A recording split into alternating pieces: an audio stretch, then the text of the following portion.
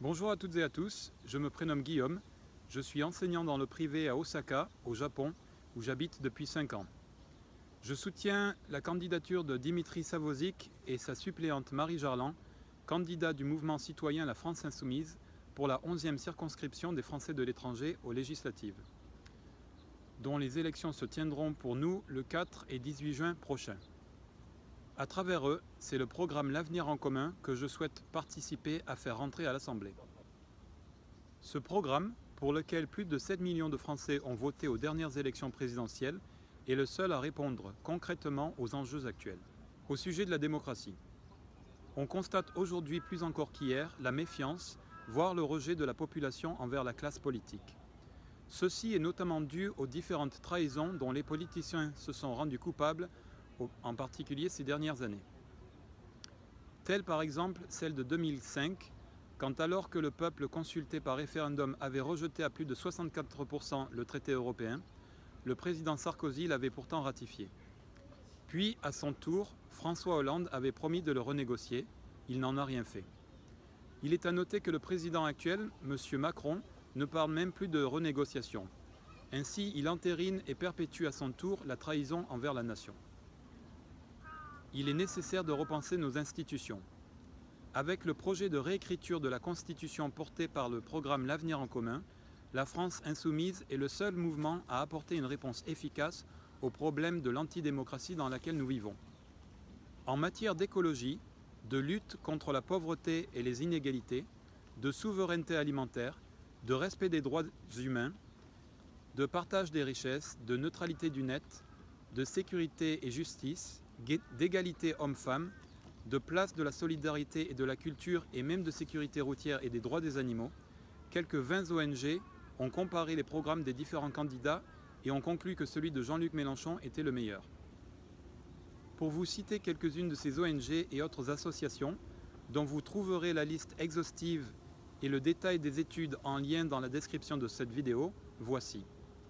Greenpeace, Amnesty International, Avocats au barreau de Paris, National Geographic, Action contre la faim, Oxfam, Secours populaire, L214, Groupe d'experts de la santé publique, entre autres.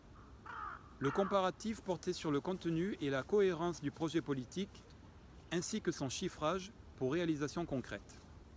J'en profite pour souligner que le président élu est systématiquement placé en bas de tableau, juste devant Fillon et derrière Marine Le Pen, sur tous les domaines étudiés.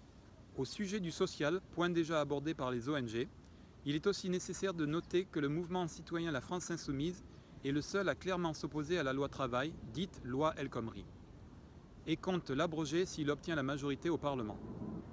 Aussi, ces candidats sont les seuls à parler de la pauvreté dans notre pays, pourtant plus riche que jamais, et qui, malgré qu'il soit la 5e puissance mondiale, compte 9 millions de personnes sous le seuil de pauvreté, dont des travailleurs pauvres. Cette réalité n'est pas anecdotique, mais reflète concrètement les conséquences des politiques libérales menées par les 2 derniers gouvernements sous Sarkozy puis Hollande, et que Macron s'apprête à prolonger, voire intensifier. En matière de chômage, nous en sommes venus à devoir diviser en catégories pour biaiser la triste réalité de l'augmentation globale et quasi constante du nombre de personnes perdant leur emploi. Si une majorité France Insoumise n'est portée dans l'hémicycle par nos votes, la casse sociale va redoubler de force d'ici quelques mois. Il y aurait beaucoup à dire aussi sur la paix, la sécurité et le bilan catastrophique des 2 derniers présidents, dont Emmanuel Macron est une copie décomplexée. Le nombre d'attaques terroristes et leurs victimes en témoignent tristement. Je retiendrai de l'actualité récente à la fois la distance prise par la chancelière allemande par rapport aux relations entre les USA et l'Europe, ainsi que la détente semblant engagée par le président français envers la Russie. Ces 2 faits viennent confirmer la position de la France insoumise en matière d'indépendance géopolitique et de diplomatie comme stratégie de règlement des conflits armés. Ici aussi se confirme la logique bien fondée du programme de l'Avenir en commun.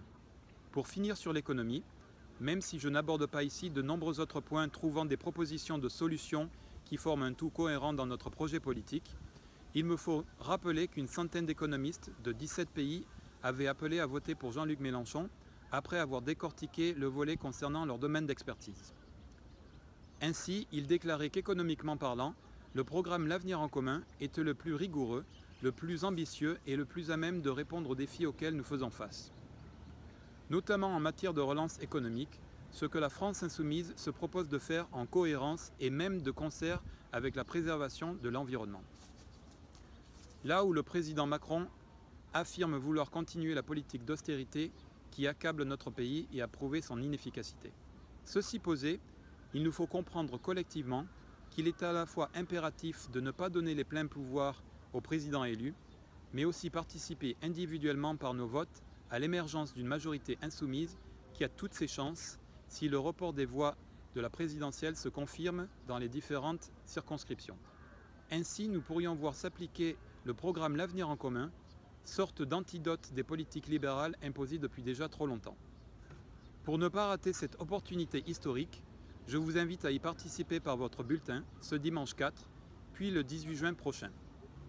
Résistons aux oppressions diverses comme nos aïeux l'ont fait, il n'y a pas de fatalité. Merci.